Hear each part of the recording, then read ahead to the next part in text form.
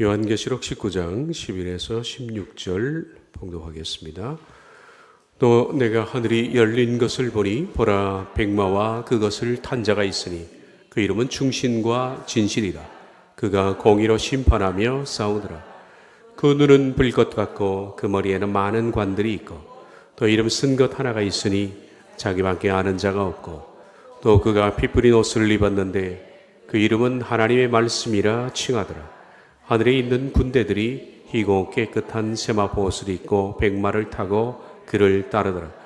그의 입에서 예리한 검이 나오니 그것으로 만국을 치겠고 친히 그들을 철장으로 다스리며 또 친히 하나님 곧 전능하신 여의 맹렬한 진노의 포도주 틀을 밟겠고 그 옷과 그 다리에 이름을 쓴 것이 있으니 만왕의 왕이요 만조의 주라 하였더라. 아멘.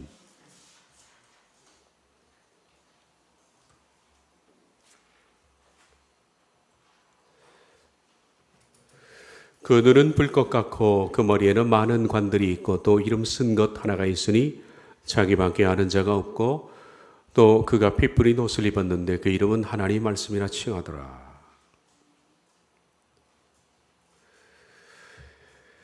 요한이 본 예수님은 눈에서 불꽃 같아, 눈이 불꽃 같아 라고 표현을 하고 있습니다. 이 불꽃이라는 이 단어는 불의 움직임을 말합니다. 그래서 섬광 혹은 불길, 광채, 광이 이런 단어로 번역할 수 있는 단어입니다. 눈이 마치 불이 타오르는 것처럼 불길이 이글거리는 모습을 가지고 있다. 눈에서 불길이 나온다. 그렇게 생각하면 됩니다. 그 뜻은 무엇을 뜻하느냐 하면 모든 것을 적극적으로 보신다. 아주 적극적으로 알고 계신다. 하나님은 심장과 폐부를 감찰하신다. 아주 깊고 역동적으로 면밀하게 하나님께서는 모든 것을 아신다라는 그런 표현입니다. 모든 것을 적극적으로 살피는 예수님, 이런 표현이 눈이 불꽃 같다라고 표현을 하는 겁니다. 사람의 은밀한 모든 죄를 다 알고 있다. 무엇을 생각하고 있고 무엇을 계획하고 있고 또 무엇을 행하는지. 그래서 그분이 오실 때는 죄는 감추임 없이 낱낱이 드러날 것이다. 19장 12절에 그 눈은 불꽃 같고 그 머리에는 많은 관들이 있고 또 이름 쓴 것 하나가 있으니 자기밖에 아는 자가 없고. 하나님과 예수님만이 아는 이름. 물론 우리도 모릅니다. 지금 우리가 아는 것은 예수님이라는 이름밖에 모릅니다. 그러나 하나님께서 예수님이 부활하신 뒤에 부여하신 예수님만이 아시는 그런 이름이 하나 있습니다. 빌립보서에도 그 이름에 대해서 말하고 있죠.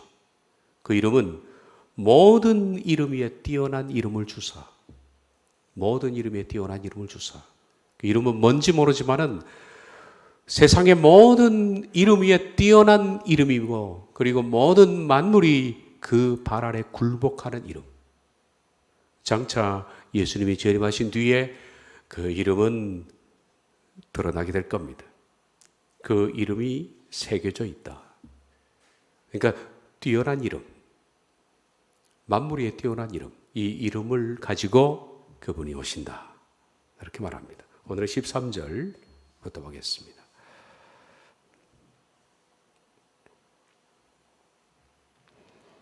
또 그가 피 뿌린 옷을 입었는데 그 이름은 하나님의 말씀이라 칭하더라.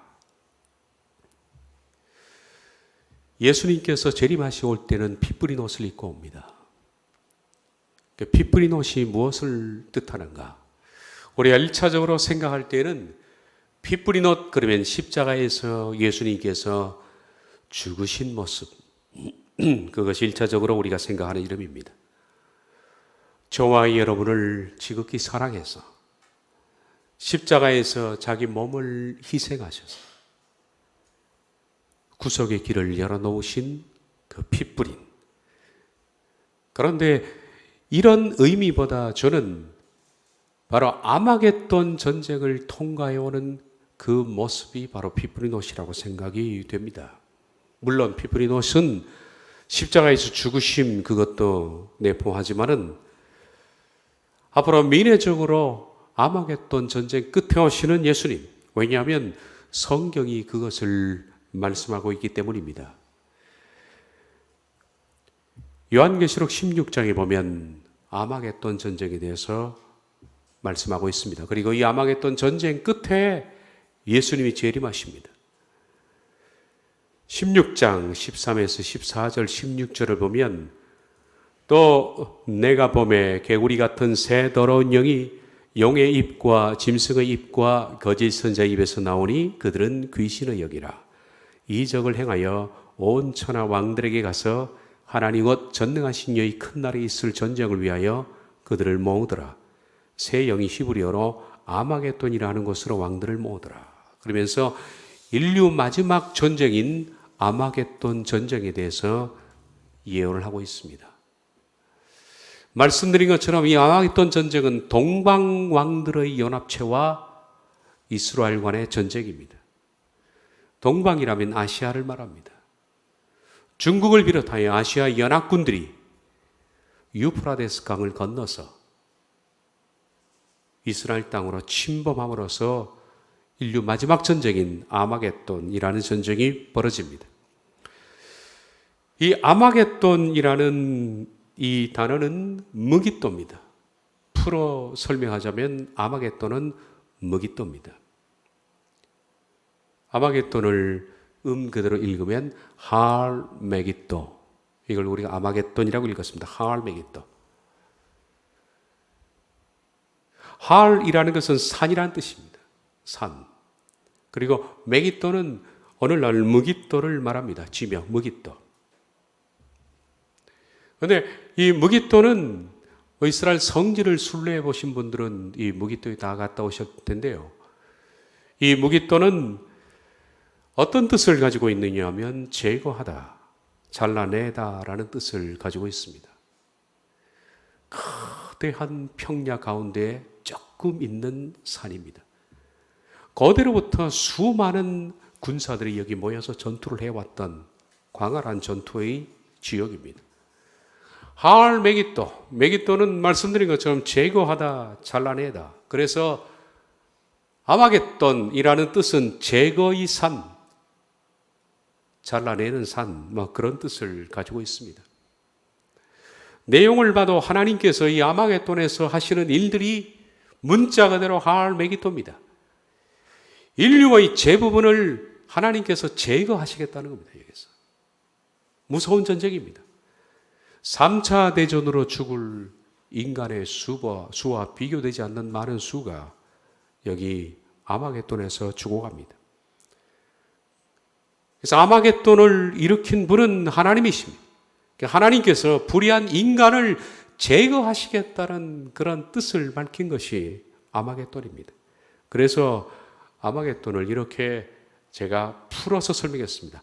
하늘에서 조정한 대량 학살.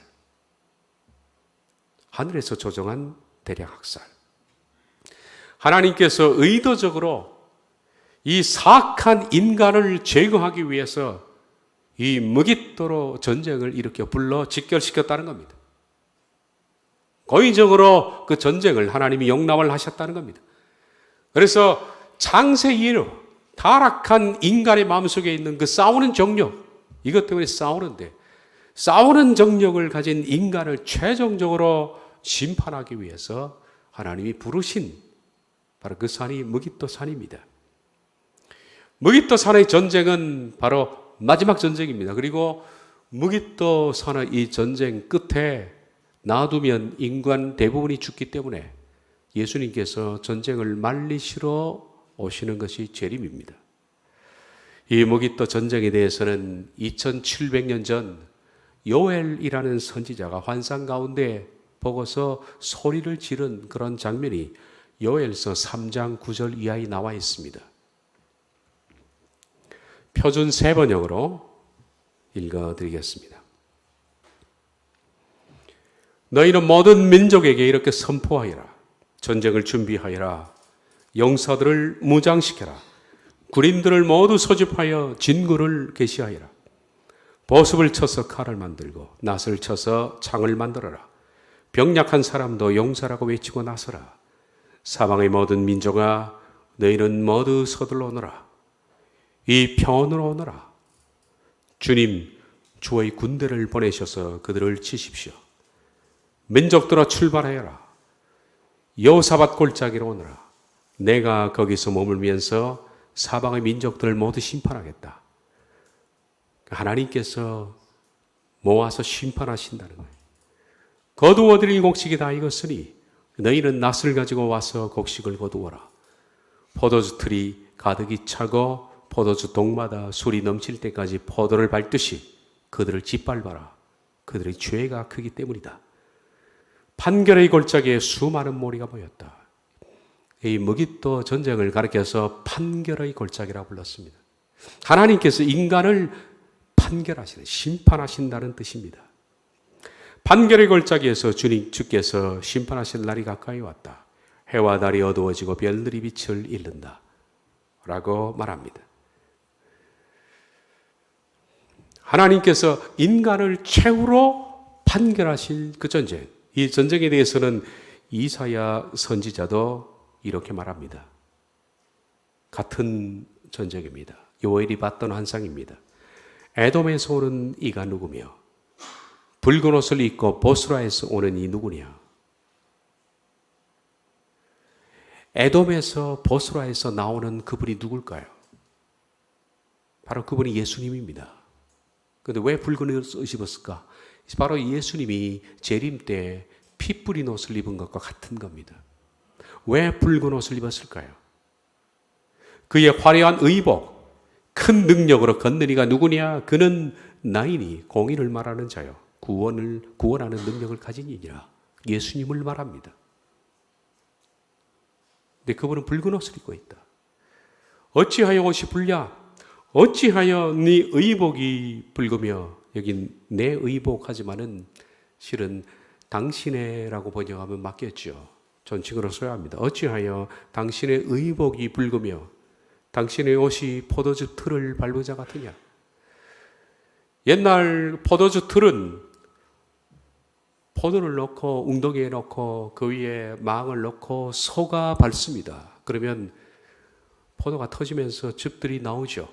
그러면 소가 포도주 틀에 포도즙을 뒤집어 써서 몸이 붉게 되는데, 그런데 이것이 소가 아니라 예수님이 아마겟돈에 사람을 모아놓고 짓밟는다는 겁니다.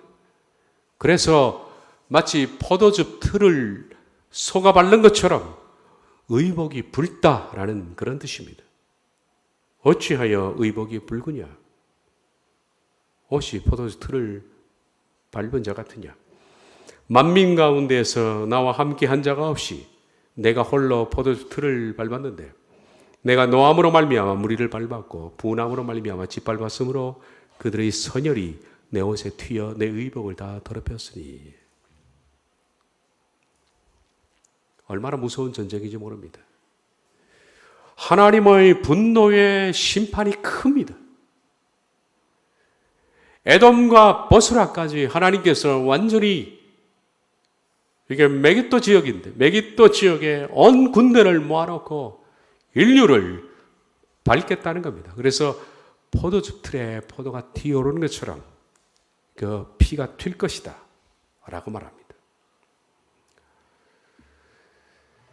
바로 이날에, 아마겟돈의 이날에 쏟아질 하나님의 진노에 대해서는 사도 요한도 요한계시록 14장에서 이미 말한 적이 있습니다.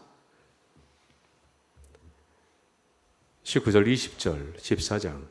천사가 낫을 땅에 휘둘러 땅에 포도를 거두어 하나님의 진노의 큰 포도주 틀에 던짐에 성 밖에서 그 틀이 밟히니 틀에서 피가 나서 말굴레까지 닿고 1600 스타디온에 퍼졌더라.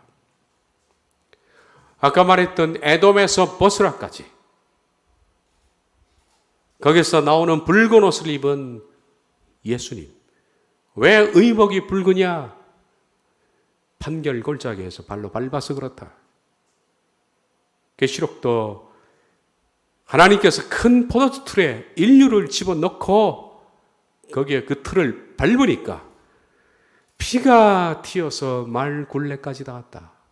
피가 얼마나 많이 찼으면 아주 피가 강물을 이루었다. 그리고 그것이 1600 스타디온 퍼졌다. 1600 스타디온이에요. 이걸 계산을 하면 168마일. 168마일을 키로수로 하면 299km, 약 300km. 300km 가까이 피가 튀었다. 근데 놀라운 것은 아까 말했던 이사야 65장에 나와 있는 에돔에서 보스라까지 거리를 딱 재면 168마일입니다. 299km. 그건 놀라운 점들이에요. 놀라운 점이에요. 정확하게 일치합니다. 믿어지지 않을 만큼 정확하게 일치하는데 이 지역이 동방의 왕들의 연합군과 이스라엘 그리고 이스라엘의 연합군들이 아주 피바다가 되는 그런 장소. 하나님이 인류를 마지막으로 판결하는 이 장소라고 말합니다.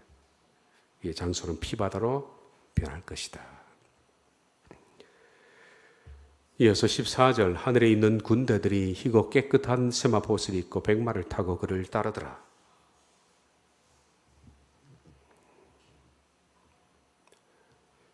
예수님은 피 뿌린 옷을 입고 선두에 서시고 그 뒤에 군대들이 하늘에 있는 군대들이 희고 깨끗한 세마포옷을 입고 백마를 타고 예수님을 따른다. 흰마를 다 탔습니다. 그리고 세마포옷을 입었습니다. 그러면 여기에 있는 하늘에 있는 군대들이 누군가? 하늘에 있는 군대란 누구를 말하는 것인가? 견해들이 여러 있습니다. 학자들의 견해는 보통 세 가지인데요. 이 군대들을 어떤 사람은 천사들이다. 하늘에 있는 군대는 천사다. 라고 말하고 어떤 사람들은 하늘에 있는 군대는 천사와 그리고 성도를 합친 것이다. 또 어떤 분들은 말하기를 하늘에 있는 군대는 성도다. 이렇게 표현을 합니다.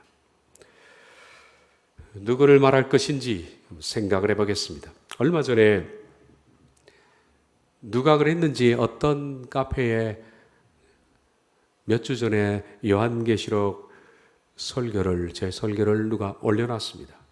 올려놨는데 저도 우연히 보다가 제게 있어서 봤는데 댓글이 하나 붙어 있더라고요. 그 댓글에 어떤 분이 이런 글을 붙여놨습니다. 하늘에 있는 군대들이 희고 깨끗한 세마포옷을 입고 백마를 타고 그를 따르더라.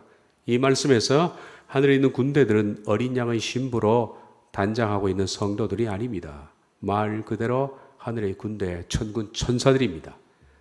성도들은 부활 휴거되면 그리스도와 천군 천사들이 이 땅을 심판할 동안 하나님의 보호자 앞에서 어린 양의 혼인잔치를 준비하고 있는 것입니다. 뒤에 말은 이해가 잘 안 됩니다만은 지금 재림에 오는데 지금 하나님의 보좌에 있는다라는 말인지. 그래서 이분의 견해는 하늘의 천군 천사를 말한다. 이렇게 말합니다. 이렇게 주장하는 유명한 학자들도 있습니다. 레드 그러면 유명한 신학자죠, 신약에. 레드, 레스트, 바크레이, 스웨트, 모리스, 머레이 이런 학자들의 견해도 있습니다. 근데 성경에서 그리스도 예수님의 재림을 말할 때 천사들과 예수님이 함께 오느냐? 물론 천사와 함께 온다고 성경은 말합니다. 천사도 옵니다. 문제는. 이들의 주장 근거가 되는 기절이 뭐냐? 성경에 어디에 예수님이 재림할 때 천사가 함께 오느냐고 했느냐? 그들의 주장 근거를 보면 다음과 같습니다. 두 가지만 제가 얘기를 들겠습니다. 시편 103편 19에서 21절입니다. 여호와께서 그의 보좌를 하늘에 세우시고 그의 왕권으로 만유를 다스리시도다. 능력이 있어 여호와의 말씀을 행하며 그의 말씀의 소리를 듣는 여호와의 천사들이여 여호와를 송축하라. 그에게 수종 들며 그의 뜻을 행하는 모든 천군이여 여호와를 송축하라. 여호와께서 그의 보좌를 하늘에 세우시고 다스릴 때 그 곁에 천군과 천사가 있다. 그들은 여호와를 찬송하라라는 대목입니다. 그런데 이것이 예수님의 재림을 의미하는 기절인가 하는 것에 대해서는 우리가 전혀 그렇다라고 말할 수 있는 근거가 없습니다. 어디에 예수님의 재림을 언급하는 것이 나와 있을까요? 없죠. 그런데 이 기절을 보면서 사람들은 그럽니다. 아까 말했던 리스트, 바크레이 이런 학자들입니다. 레드 말하기를 이 기절을 예수님의 재림 때 천군이 함께 온다는 기절로 제시하는데, 그러나 그렇게 받아들이기에는 이 기절이 영 석연치가 않다. 그래서 이 기절은 놓습니다. 148편 그들의 근거가 되는 기절입니다. 할렐루야 하늘에서 여호와를 찬양하며 높은 데서 그를 찬양할지어다. 모든 천사여 찬양하며 모든 군대여 그를 찬양할지어다. 그래서 이 계절에서 예수님의 재림이 천군과 함께 오는 것이다. 그래서 하늘의 군대는 천군이다 라고 말하지만, 이것이 또한 아까 말했던 시편 103편처럼 예수님의 재림을 설명하는 기절이라고 보기에는 합당치가 않다. 전혀 그런 내용들이 없다라는 겁니다. 기타 다른 구절들도 제가 조사를 해봤는데 제 마음에 그렇다, 예스라고 고개를 끄덕일 만한 그런 성경 해석의 기초가 되는 구절들은 발견을 못했습니다. 그런데 분명한 것 하나는, 성경에 예수님이 재림할 때 천군 천사가 온다라는 구절은 있습니다. 이 구절은 아니지만 어떤 식으로 보낸다 그렇게 돼 있어요. 예수님이 재림할 때 천사들을 보낸다라고 언급되어 있습니다. 보낸다라는 뜻이 천군과 함께 온다라는 뜻이 아닙니다. 하늘에 있는 군대들이 희고 깨끗한 세마포 옷을 입고 그 뒤를 따르더라. 이 기절은 예수님과 함께 오는 겁니다. 함께 오는 것이 아니라, 제가 앞으로 두 기절을 보여줄 텐데, 이 기절에는 천군 천사를 함께 데리고 오는 것이 아니라 먼저 보낸다라고 되어 있습니다. 그러므로 천군 천사와 함께 오는 것이 아니라 먼저 보내는 것이 됩니다. 그러면 함께 오는 것이 천군 천사가 아니라는 얘기죠. 그 기절을 볼까요? 마태복음 24장 29에서 31절입니다. 그날 환란 후에 즉시 해가 어두워지며 달이 빛을 내지 아니하며 별들이 하늘에서 떨어지며 하늘의 권능들이 흔들리더라. 그때 인자의 징조가 하늘에서 보이겠고 그때 땅의 모든 족속들이 통곡하며 그들이 인자가 구름을 타고 큰 능력과 영광으로 오는 것을 보리라. 그가 큰 나팔 소리와 함께 천사들을 보내리니 그들이 그의 택하신 자들을 하늘 이 끝에서 저 끝까지 사방에서 모으리라. 보낸다.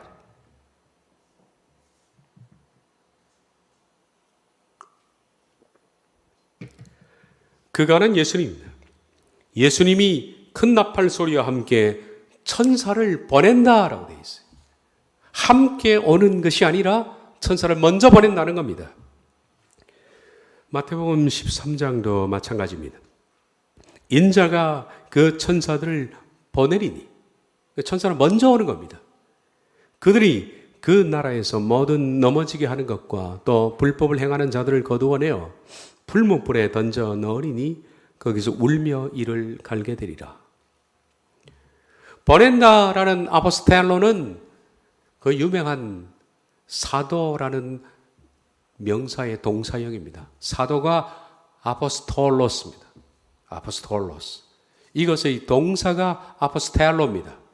이것은 어떤 사명을 주어서, 그에게 어떤 미션을 주어서 먼저 보내는 것을 말합니다. 아포스톨로는 절대로 뒤에 가는 것도 아니고 먼저 가는 겁니다. 주인이 오기 전에 먼저 가서 주인이 할 일을 정돈해 놓는 그가 바로 아포스톨로입니다. 예를 들면 예수님께서 이 땅에 오시기 전에 세례 요한이 아포스톨로입니다. 먼저 보내셨습니다. 세례 요한은 예수님과 함께 온 것도 아니고 예수님 뒤에 온 것도 아닙니다. 먼저 가서 메시아께서 들어올 길을 예비하신 겁니다. 그래서 이스라엘 백성들의 마음을 회개할 수 있도록 열어놓은 뒤에 그분이 오셨습니다. 이것이 바로 보낸다라는 뜻입니다. 보낸다. 그러므로 하늘에 있는 천군 천사가 그 뒤를 따른다는 말은 맞지가 않다. 천군 천사는 예수님이 재림 전에 먼저 옵니다. 먼저 와서 예수님이 이 땅을 심판하실 모든 상황을 만들어 놓는 것이 천군 천사의 임무지 그 뒤를 따라오는 것이 아닙니다. 그러므로 하늘에 있는 군대들은 천군 천사를 의미하는 것이 아니다. 그렇게 봅니다. 그럼 천군 천사가 누구냐? 두 번째 견해로는 천사와 하나님의 백성을 다 합친 것이다 라고 말하지만은 좀 전에 제가 설명했던 것처럼 천군은 아닙니다. 천사가 아닙니다. 세 번째, 하늘에 있는 군대는 하나님의 백성들, 곧 성도입니다. 이 강자 예수 그리스도의 재림 7번째에서 말했듯이 그들이 왜 성도냐?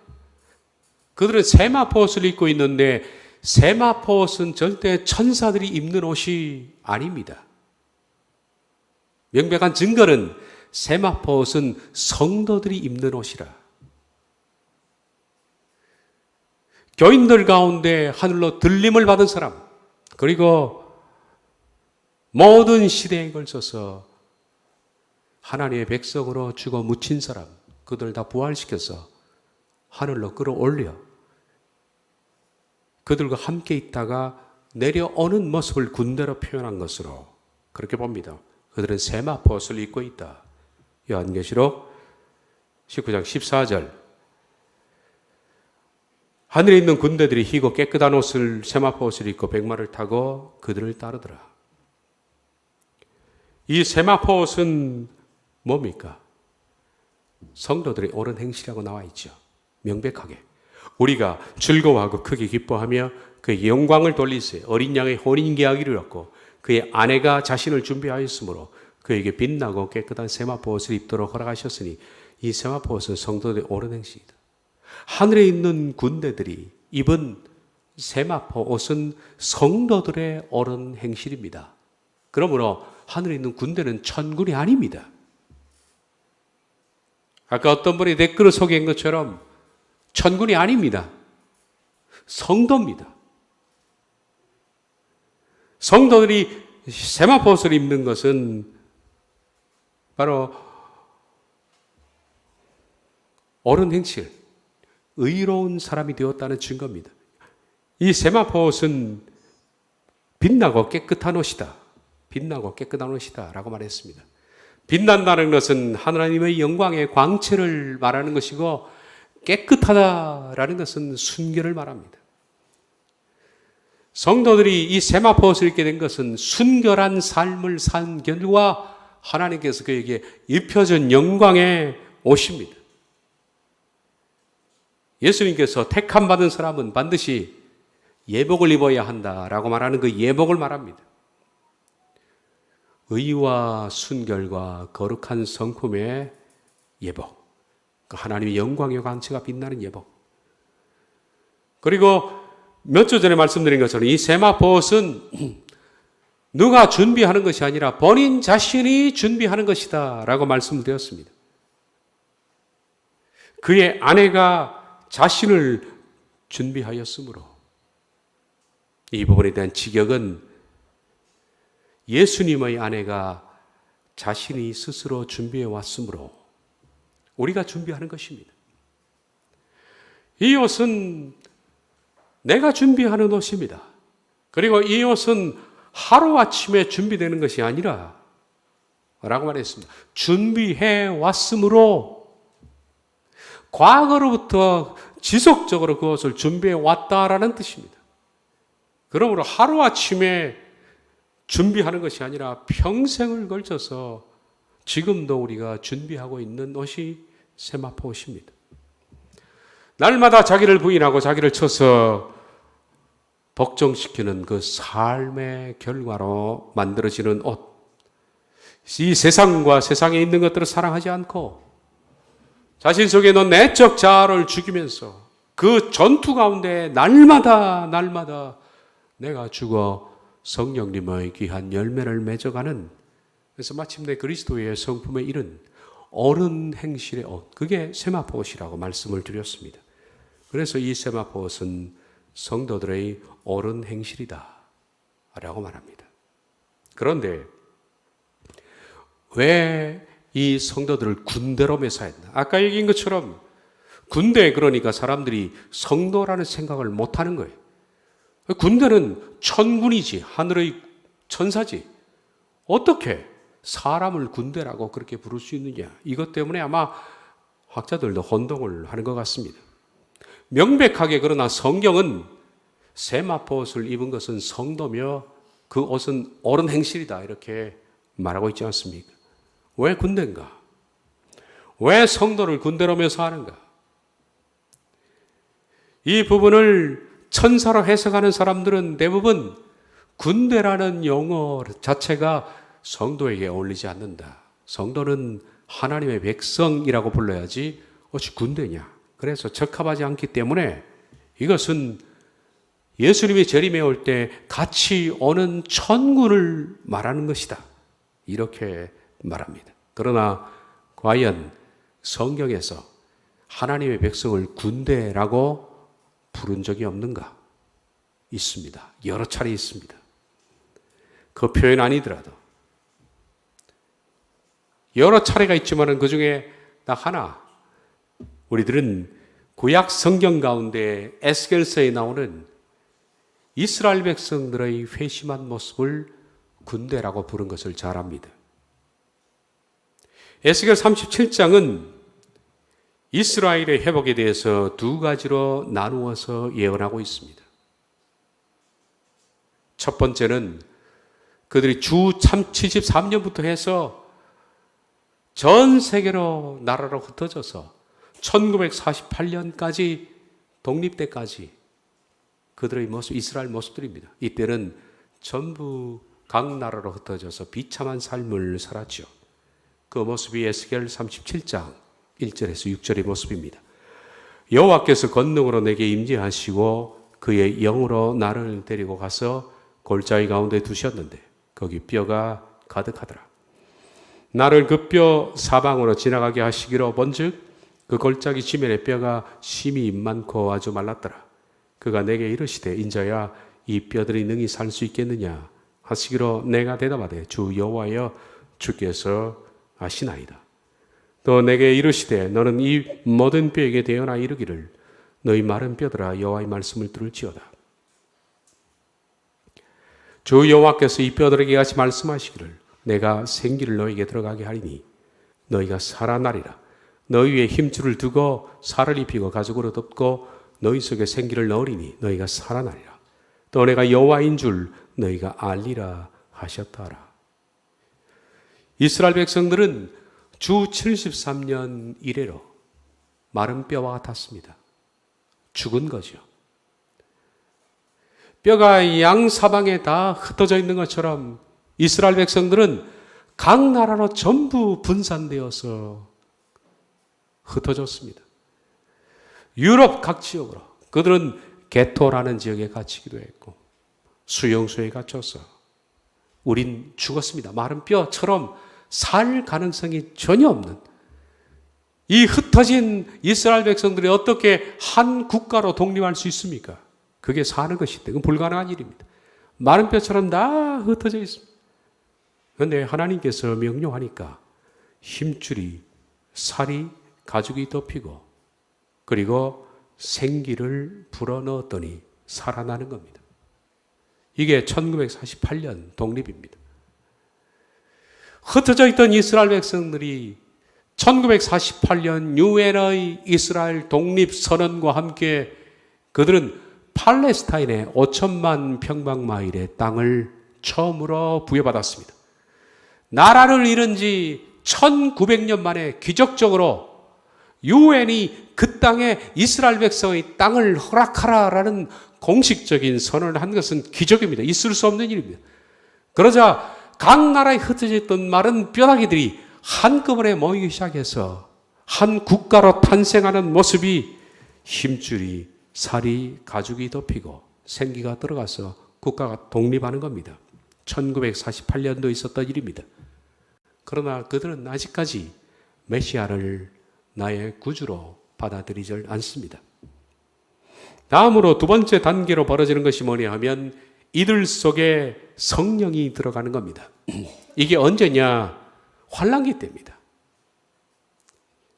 교회의 구원의 문이 닫히고 이스라엘을 구원 시작하실 때 그들에게 성령의 역사가 있는데 그 두 번째 단계가 에스겔 37장 7에서 10절입니다. 이에 내가 명령을 따라 대언하니 대언할 때 소리가 나고 움직이며 이 뼈 저 뼈가 들어맞아 뼈들이 서로 연결되더라. 이게 1948년입니다. 또 내가 보니 그 뼈에 힘줄이 생기고 살이 오르며 그 위에 가죽이 덮이나 그 속에 생기는 없더라. 또 내게 이르되 인자야 너는 생기를 향하여 대언하라. 생기에게 대언하여 이르기를 주 여호와께서 이같이 말씀하시기를 생기야 사방에서 불어와서 이 죽임을 당한 자에게 불어서 살아나게 하라. 시체와 같은 상태인데 지금 이스라엘 백성들은 시체와 같은 상태입니다. 그런데 생기가 들어가는 날이 올 것이다. 그들이 민족적으로 회개하는 때입니다. 스가랴서에 그렇게 말하죠. 그날에 여호와께서 그들에게 정결하게 하는, 회개하게 하는 셈을 허락하신다. 그들이 앉아서 서로 통곡할 것이다. 환란기 때입니다. 생기가 불어와서 살게 하는. 그랬더니 이에 내가 명령대로 되어야 했더니 생기가 그들에게 들어가며 그들이 살아나서 이게 환란기 때 그들은 드디어 두 증인을 내세우게 되고 이스라엘 민족이 민족적으로 환란의 증인들이 됩니다. 그런데 그들이 환란기 때 하나님을 증거하는, 순교 가운데 증거하는 그 모습을 가리켜서 극히 큰 군대더라 그렇게 묘사합니다. 그렇습니다. 군대입니다. 왜 성도를 군대라고 묘사합니까? 이 땅에 있는 남아있는 이스라엘 백성들이 환란기 때 회심해서 드디어 두 증인과 함께 마지막으로 그리스도를 증거하다가 죽는 그 모습을 가리켜서 극히 큰 군대라고 표현하는데 마찬가지로 이방인 교회 가운데 들림받아 이 땅에 이때까지 그리스도 안에 죽은 자들과 함께 부활하여 하늘에 있는 그 성도들이 군대로 불리는 것은 지극히 당연한 일입니다. 이 땅의 군대, 하늘의 군대.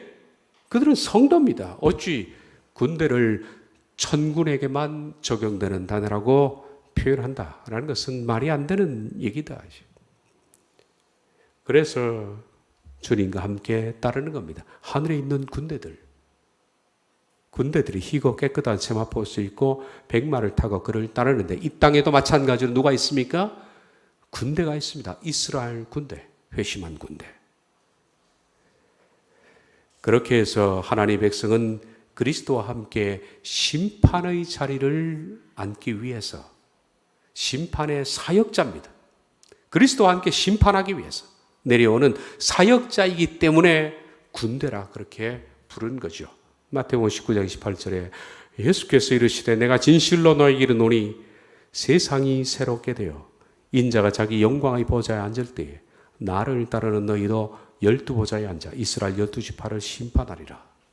교회도 마찬가지로 심판의 자리에 동행함으로 군대라고 그렇게 부른 겁니다. 자, 오늘 말씀의 결론을 맺고 마치겠습니다. 하늘에 있는 큰 군대, 희고 깨끗한 세마포 옷을 입은, 빛나고 깨끗한 세마포 옷을 입은 흰 군대, 천사가 아닙니다. 천사는 이미 예수님이 먼저 보내셨습니다. 그래서 모든 전쟁을 일으키게 하고 아마겟돈 전쟁 모든 것을 관여하게 하는 천사를 이미 보내신 것. 천사는 동행자가 아니라 사역자입니다. 또 하늘에 있는 큰 군대, 큰 군대는 바로 성도들입니다. 바로 저가 여러분들이 들어가야 할 자리들이죠. 이 성도들은 왜 군대로 불리었느냐? 그리스도와 함께 이 세상을 심판하러 오시기 때문에 사역자라는 개념에서 군대로 부른 겁니다. 이 군대들이 입고 있는 희고 빛나고 깨끗한 세마포 옷은 곧 이 땅에서 성도들이 치열한 전쟁으로 스스로 입은 정결의 옷, 거룩한 성품, 바로 그것을 말하는 겁니다. 그 성도들이 그리스도와 함께 군대로서 이 땅에 내려오고 이스라엘은 이 땅에서 군대로서 그리스도의 재림을 맞게 되는 거죠. 우리들은 어디에 가담을 해야 하는가? 먼 미래 동화처럼 여겨지는 일이지만은 하나님의 시간은 무엇과 같으냐 하면 갑자기 임하는 모래시계와 같습니다. 하나님의 타임은 그렇습니다. 모래시계가 떨어질 때는 아주 천천히 떨어집니다. 그러다가 마지막 부분에 있어서는 갑자기 떨어지는 것을 봅니다. 마찬가지로 역사의 시간은 천천히 흐르는 것 같지만은 어느 타이밍이 되면 그 시간은 갑자기 흘러 이런 말씀이 우리 앞에 도래할 것으로 그렇게 생각합니다. 우리가 어디에 서야 할 것인가? 그건 우리의 몫이겠죠. 기도하겠습니다.